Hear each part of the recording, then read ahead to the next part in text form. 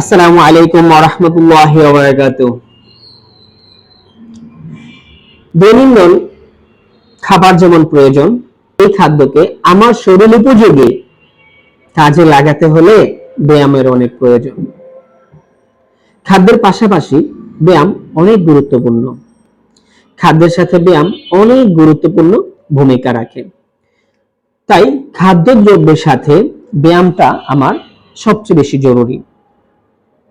আমরা বিভিন্ন প্রকার ওষুধ দিয়ে থাকি। ওষুধের মধ্যে ওষুধকে কাজ করার জন্য বিভিন্ন পথ্য আমরা দিয়ে থাকি, নিয়ম কানুন দিয়ে থাকি, আদেশ নিষেধ দিয়ে থাকি।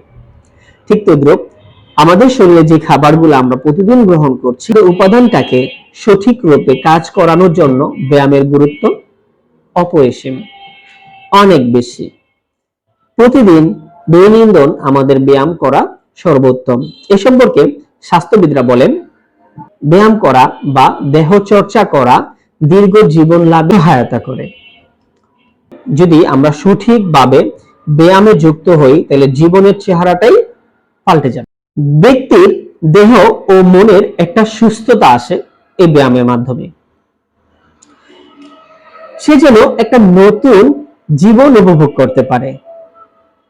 আর এই রোগমুক্ত নতুন জীবন যে দীর্ঘ হবে, এটা ভাবা একটু অযৌক্তিক নয়। কিন্তু নতুন জীবন, রোগমুক্ত জীবন গড়তে হলে আমাদেরকে অবশ্যই ব্যায়াম করতে হবে। ডক্টর ক্যাথেন কুপার বলেন, ব্যক্তির খাদ্য যাই হোক না কেন, যদি ব্যায়ামটা ঠিক থাকে তাহলে দেহের বিপাকীয় ক্রিয়া উন্নতি ঘটে, মানে আমাদের পরিপাক ক্রিয়াটা সুস্থ থাকে, ভালো থাকে।